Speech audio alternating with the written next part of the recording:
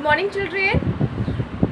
सबसे पहले तो आप सभी बच्चे रोज़ की तरह अपने अटेंडेंस बना लीजिए और इसे बनाने का प्रोसेस आप सभी बच्चों को पता है। बस उसी प्रोसेस से अटेंडेंस बनाइए, फिर हम लोग आज की पढ़ाई शुरू करेंगे।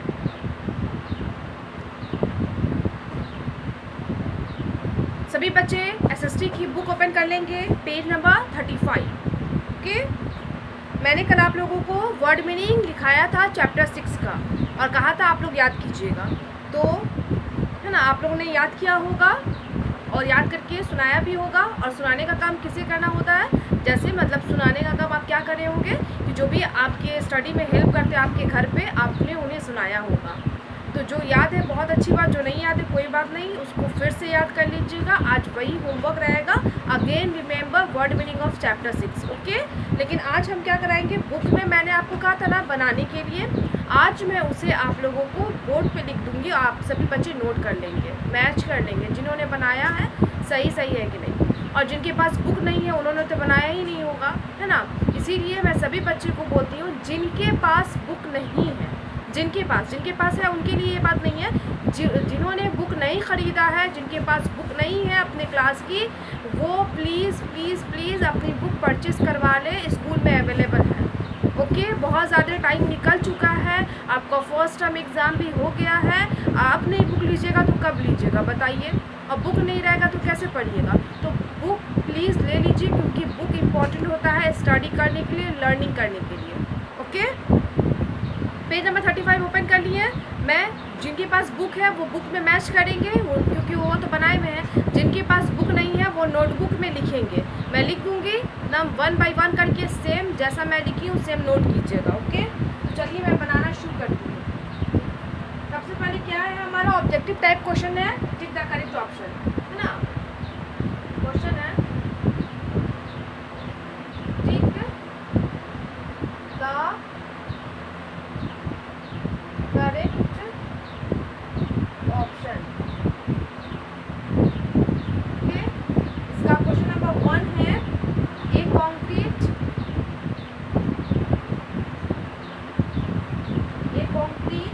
हाउस इज मेड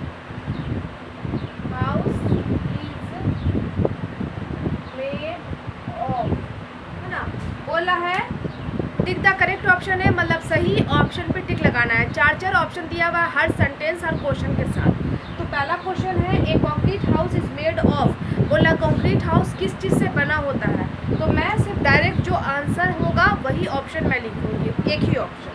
ओके, तो यहाँ पे क्या क्या ऑप्शन दे रहा है, mud, bamboo, leaves, bricks and cement. तो कंक्रीट हाउस किससे बना होता है, ब्रिक्स एंड सीमेंट से, BRICKS, ब्रिक्स एंड सीमेंट, है ना। इसी बॉक्स में टिक लगाना है, बॉक्स पहले लिखा हुआ है, वर्ड के पहले बॉक्स बना हुआ है, उसके बाद वर्ड। तो क्या है, a concrete house is made of bricks and cement. Concrete जो हाउस होता है, कंक्रीट का मतलब ही होता है रोड़ा पत्थर, तो जाहिर है पक्का हाउस किस चीज़ से मिलकर बना होता है, brick, cement, sand, iron rod, है ना, स्टील, वुड, यही सब चीज़ों से। अब क्वेश्चन नंबर 2 है, क्वेश्चन नंबर 2 क्या है,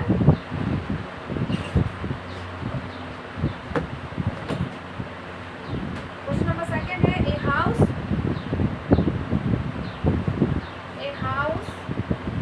used for camping is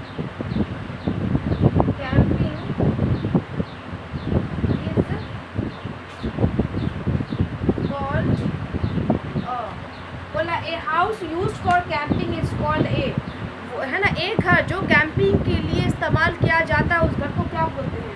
तो ऑप्शन 4 दिया हुआ है, tent, house boat, Caravan and stealth house. तो चारों में से क्या होगा, तो कैंपिंग के लिए जो घर हम बनाते हैं, यानी कि जो घर बना के रहते हैं उस घर को टेंट बोलते हैं। तो है ना, टेंट लिख दीजिएगा। जो बच्चे मैच किए मतलब बनाए हैं, मैं तो एक दिन जैसे वर्ड मीनिंग के पहले मैंने ये आपको समझा दिया था, आपका होमवर्क था, आपको बनाना था, आपने बनाया होगा, मैच कर लीजिएगा। अगर जिन्होंने होमवर्क नहीं बनाया, बहुत ही गलत बात है, बहुत ही गलत बात, क्योंकि जो चीज़ आपको मिलता है होमवर्क में, चाहे वो डू करने के लिए, बनाने के लिए, याद करने के लिए, होमवर्क को कंप्लीट किया कीजिए। ओके, जो नहीं करते हैं बैड हैबिट है, जो पूरा करते हैं वो गुड हैबिट है ना। यानी कि वो अच्छी बातें हैं कि वो बच्चे करते हैं तो वो बच्चे अच्छे भी होंगे। तो अपनी पढ़ाई से रिलेटेड हर चीज़ को हमें करना चाहिए। अब क्वेश्चन नंबर 3 है, वो क्या है? A house which looks like a big cart is called a, बोला है a house which looks like a big cart is called a, मतलब एक घर जो देखने में बिल्कुल बड़ी सी कार्ट जैसी लगती है। कार्ट मीनिंग मैंने लिखा था रथ या ठेला गाड़ी, तो बिल्कुल बड़ी सी रथ लगती है, तो उस घर को क्या बोलते हैं? तो ऑप्शन है टेंट, इग्लू, हाउस बोट, कैरावैन। तो क्या कौन सा लगता है वो घर? या हम ऑप्शन लिख देंगे CARAVAN। कैरावैन क्या है? लुक लाइक अ कार्ट, है ना, बिल्कुल देखने में कैसा लगता है? कार्ट की तरह, यानी कि एक बड़ी सी रथ की तरह लगता है। तो हमारा टिक द करेक्ट ऑप्शन कंप्लीट हो गया। जिनके पास बुक नहीं है वो नोटबुक में नोट करेंगे, लेकिन आइंदा से ये हरकत नहीं होनी चाहिए, आपके पास बुक होनी चाहिए। ओके, आप बुक इंपॉर्टेंट है खरीद लीजिए, नहीं तो मैं क्वेश्चन फिर नहीं लिखाऊंगा, डायरेक्ट आंसर लिखा दूँगी, तो फिर प्रॉब्लम आपको होगा। आप अभी नोट कर लीजिए, बुक ले लीजिए और उसमें मैच कर लीजिएगा, जहाँ 1 से लेकर चैप्टर 6 तक। ओके, पूरा अच्छे से बना लीजिएगा। नोटबुक में तो नोट किए ही हैं। ठीक है, करेक्ट ऑप्शन है पहला है a concrete house is made of. Concrete और किस चीज़ से बना होता है? तो ब्रिक्स एंड सीमेंट। ऑप्शन पे टिक लगाना है। सेकंड है a house used for camping is called a. जो घर कैंपिंग के लिए इस्तेमाल करते हैं उस घर को क्या बोलते हैं? तो ऑप्शन है टेंट, उस पर टिक लगा लीजिएगा। थर्ड है a house which looks like a big cart is called. देखने में जो बिल्कुल बड़ी सी रथ की तरह लगती है उस घर को क्या बोलते हैं? तो कैरावैन बोलते हैं। ऑप्शन पे टिक लगा लीजिएगा। अब मैं वाइप कर रही हूँ, नेक्स्ट क्वेश्चन देखती हूँ। चैप्टर 6 लिख लीजिएगा नोटबुक वाले बच्चे।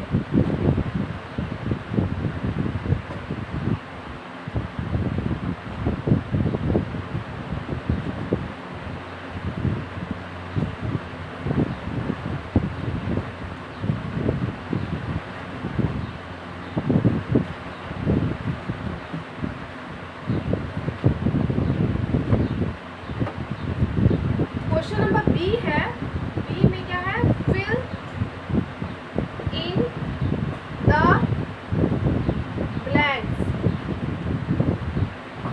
Okay, fill in the blanks.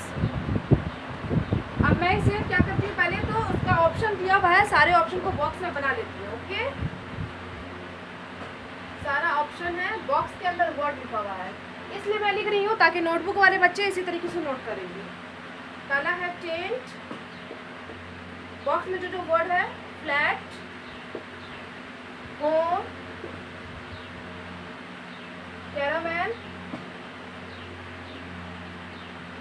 And हट। तो नोटबुक वाले बच्चे इसी तरीके से फिल इन द ब्लैंक्स लिखेंगे, उसके बाद है ना और बॉक्स बनाएंगे, एक लाइन में 5 शब्द लिख देंगे, 5 ही है, 1 2 3 4 5। बुक वाले बच्चे ध्यान से मेरी तरफ देखेंगे और अपना आंसर मैच करेंगे। तो पहला सेंटेंस है a house where we live is called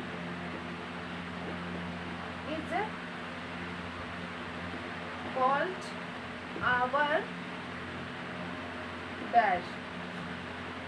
second है a dash is made up of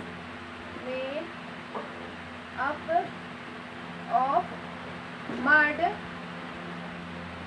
straw and wood। पहले मैं एक वर्ड लिख दे रही हूँ, जितना आता है फिल करूँगी। थर्ड 3 तक ही हटेगा। A dash is a house made up of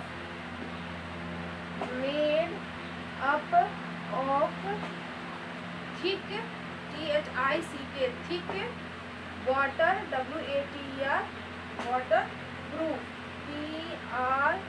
PROOF, waterproof cloth. Okay, बस सीधी तगाड़ा है तो पहले इसे समझ लीजिए, मैं फिल कर देती हूँ, समझा देती हूँ। नोटबुक वाले बच्चे नोट करेंगे, पूरा 1 बाय 1 सेंटेंस लिखेंगे इसी तरीके से। बुक वाले बच्चे मैंने यानी कि जो होमवर्क बनाए हैं वो मैच करेंगे, और जो नहीं बना है बना लीजिए। अब क्या कीजिएगा, आप लोगों को तो ध्यान है नहीं, इंसान बोल देता है कि होमवर्क है आप लोगों को करना चाहिए, तो आप लोग सिर्फ इसे वीडियो देख के, वीडियो समझ के देख कर छोड़ देते हैं। फर्स्ट नंबर है a house where we live is called our dash. बोला है कि एक हाउस, जिस घर में है ना, घर जिसमें हम रहते हैं वो घर क्या कहलाता है, तो क्या होगा, फील होगा, तो वो घर क्या कहलाता है, होम, है ना। जिस घर में हम अपने परिवार के साथ रहते हैं वो घर क्या कहलाता है, होम, यानी कि अपना घर कहलाता है। सेकंड है a dash is made up of mud straw and wood. मतलब कौन सा चीज़ है ना, मतलब कौन सा घर है ना, मड से, स्ट्रॉ से एंड वुड से, मिट्टी, घास, पुआल है ना, उसको पुआल बोलते हैं स्ट्रॉ का, और वुड लकड़ियों से मिलकर बना होता है। तो उस घर को क्या बोलते हैं, जिस घर में मिट्टी का इस्तेमाल करते हैं, पुआल का इस्तेमाल करते हैं बनाने में, या फिर लकड़ी है बैम्बो का इस्तेमाल करते हैं, तो उस घर को क्या बोलते हैं। ऑप्शन में क्या होगा, यस, हट होगा। ओके, अब थर्ड है a dash is a house made up of thick waterproof cloth. ये एक प्रकार का घर है जो कि मोटे, थिक मीन्स मोटा होता है, मोटे, वाटर प्रूफ, वाटर प्रूफ का मतलब होता है जल रोधक, जल को रोकने वाला, पानी को रोकने वाला, तो मोटे पानी को रोकने वाले कपड़े से बना हुआ है। तो उस घर को क्या बोलते हैं, जो कपड़े से बनता है वो घर क्या होता है, टेंट कहलाता है। कंप्लीट है ना, क्लियर बात, तो हम चेंज भी कर दिया। तो क्या हो गया, फिर से मैं पढ़ के समझा देती हूँ। First number a house where we live is called our home. जिस घर में हम रहते हैं वो होम कहलाता है, क्लियर। सेकंड है ए हट is made up of mud straw and would. एक झोपड़ी है ना, किस चीज़ से बनी होती है, मिट्टी से, घास, पुआल से एंड लकड़ियों से बनी होती है। थर्ड है a tent is a house made up of thick waterproof cloth. Tent एक प्रकार का घर है जो कि मोटे है ना, पानी जल रोधक कपड़ों से बना हुआ है। कंप्लीट हो गया। मैं वाइप करूंगी, 4 और 5 लिखाऊंगी क्योंकि 5 सेंटेंस है। ओके, आप इसी तरीके से नोट कर लीजिएगा, जो बच्चे बना लिए वो मैच कर लेंगे।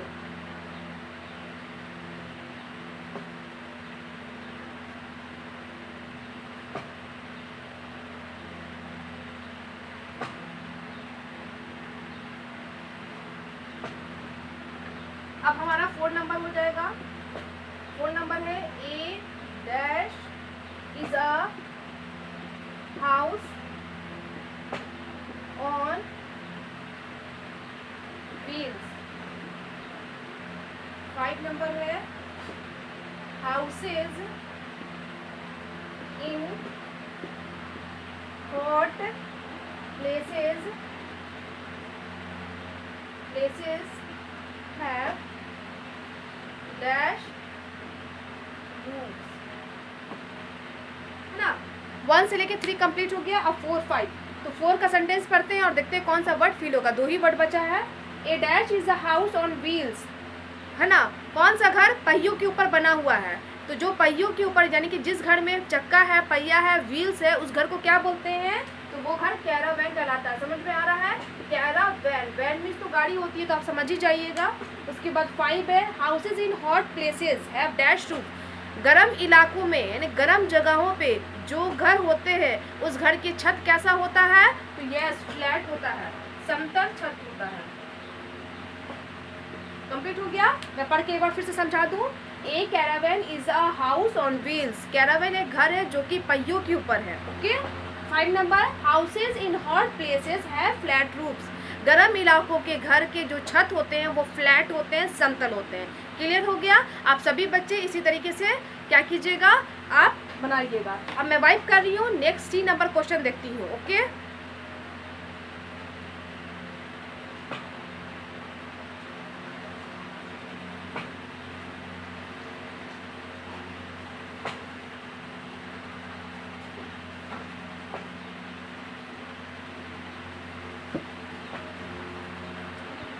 Question number C. तो क्वेश्चन नंबर सी क्या है, very short answer type question है, यानी कि answer the following question in 1 या 2 वर्ड, है ना। आंसर द फॉलोइंग क्वेश्चंस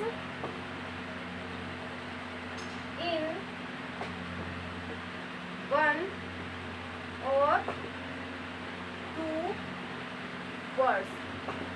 मतलब है इस बात का, इस सेंटेंस का क्या मतलब होता है कि answer the following question in 1 और 2 वर्ड। मतलब ये जो क्वेश्चन दिया हुआ है, प्रश्न दिया हुआ है, इस प्रश्न का उत्तर हमें 1 या 2 शब्दों में देना है। समझ में आई? 1 शब्द में दीजिए या 2 शब्द में, है ना। होता है ना, कोई कोई नाम 2 होता है या किसी का नाम 1 होता है, बस वही 1 या 2 शब्दों में देना है। तो आइए क्वेश्चन नंबर देखते हैं और क्वेश्चन को समझ के हम उसका आंसर देखते हैं क्या होगा। 1 नंबर है, विच type of house floats on water। Second है, name the house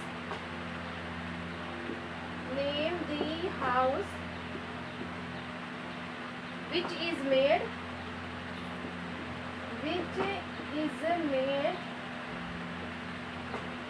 of ice। And third question, 3 he question है इसमें, name the room in which we eat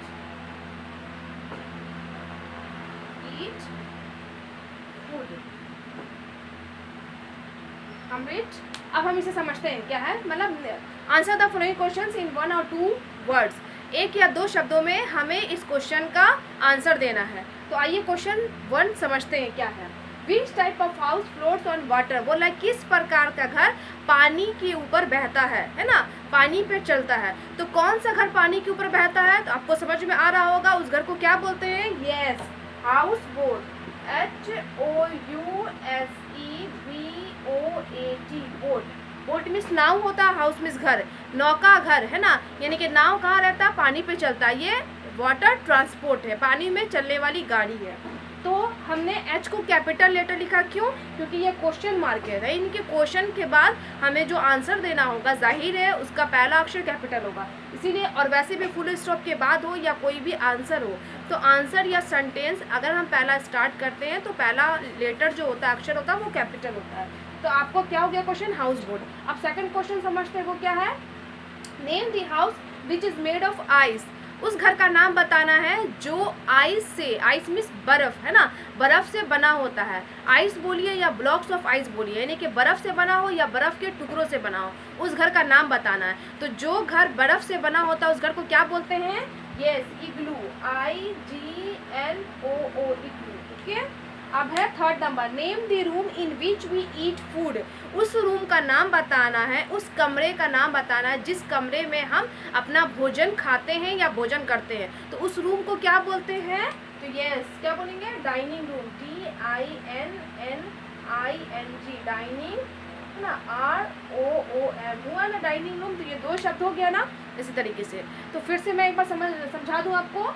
which type of house floats on water, किस प्रकार का घर पानी में बहता है। तो जिस प्रकार का घर, है ना, हाउस बोट एक घर है जो कि पानी पर चलता है, बहता है।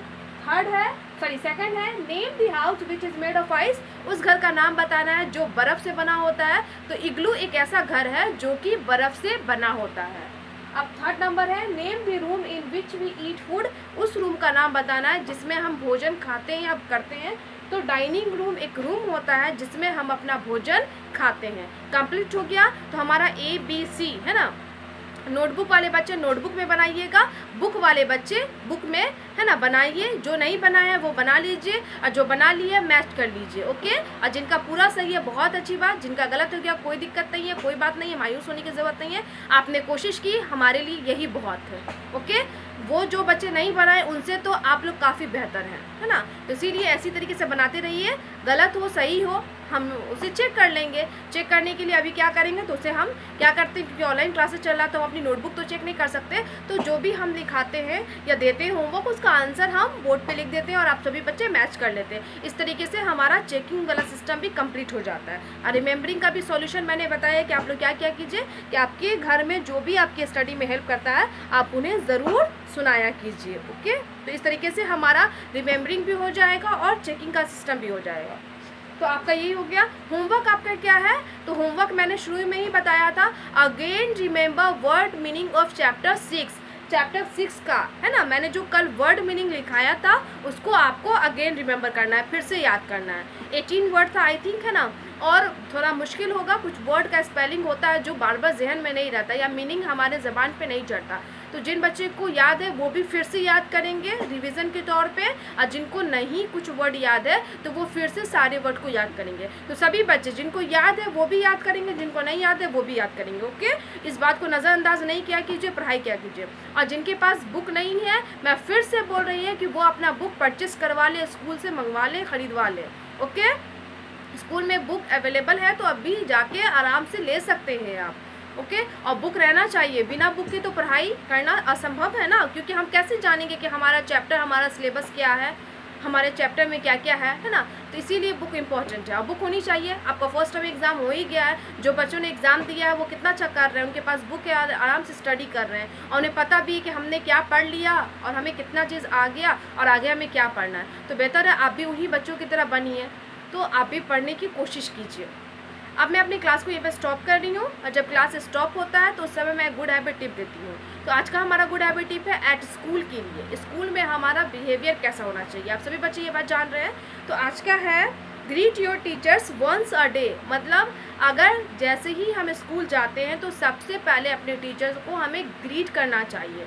ग्रीट मीन्स क्या होता है समझते हैं ना, प्रणाम करना चाहिए, विश करना चाहिए। जैसे मॉर्निंग बोलते हैं ना, गुड मॉर्निंग, है ना, तो वो हमें बोलना चाहिए, चाहे वो हमारे क्लास टीचर हो, सब्जेक्ट टीचर हो या फिर स्कूल के दूसरे टीचर हो, सभी को। सिर्फ ये नहीं कि जो हमारे क्लास में आते हैं बस उन्हीं को, नहीं, स्कूल में जितने सारे शिक्षक हैं, जितने सारे टीचर्स हैं, चाहे वो सर हैं या मैम हैं, हमें सभी को ग्रीट करना चाहिए फर्स्ट ऑफ ऑल। मतलब सबसे पहले स्कूल में जाइए, जो भी टीचर आपको नज़र आते हैं आप उन्हें ज़रूर विश किया कीजिए, ज़रूर मॉर्निंग बोला कीजिए, आफ्टरनून का समय आफ्टरनून बोला कीजिए, मॉर्निंग का समय जाते के साथ तो मॉर्निंग ही रहता है ना, क्योंकि सुबह में स्कूल हम जाते हैं, है ना, दोपहर में हम घर वापस आते हैं, दोपहर में छुट्टियाँ होती है, लेकिन जाते तो मॉर्निंग में, सुबह में, तो हम गुड मॉर्निंग बोलेंगे। ओके, तो ये काम सभी बच्चे किया करें और ये अच्छी आदत है। हमें अपने से बड़ों की, चाहे वो शिक्षक हो या कोई भी हमसे बड़ा हो, हमें उन्हें ग्रीट करना चाहिए। रिस्पेक्ट करने का एक ये तरीका भी है। रिस्पेक्ट तो हम करते हैं पर जब तक उन्हें प्रणाम नहीं करेंगे तो वो रिस्पेक्ट वाली भावना भी नहीं आती है ना, तो ये करना चाहिए। तो हम स्कूल में मॉर्निंग ही बोलते हैं, ऐसे घर पे हम अपने बड़ों को अपने अपने धर्म के अनुसार प्रणाम करते हैं, सलाम करते हैं, अपना अपना तरीका होता है। लेकिन स्कूल में हम सभी को क्या बोलते हैं, गुड मॉर्निंग, चाहे वो हमारे क्लासमेट हो, फ्रेंड्स हो, स्कूल मेट हो, दीदी हो, भैया हो या हमसे छोटे स्टूडेंट हो, जूनियर हो, कोई भी हो, हम सभी को मॉर्निंग बोलते हैं ना, गुड मॉर्निंग, गुड आफ्टरनून, तो हमें ये बोलना चाहिए। तो सभी बच्चे क्या फॉलो करेंगे, greet your teachers once a day, है ना, दिन में सबसे पहले हम क्या करेंगे, अपने टीचर्स को ग्रीट करेंगे। आज के लिए इतना ही, थैंक यू ऑल।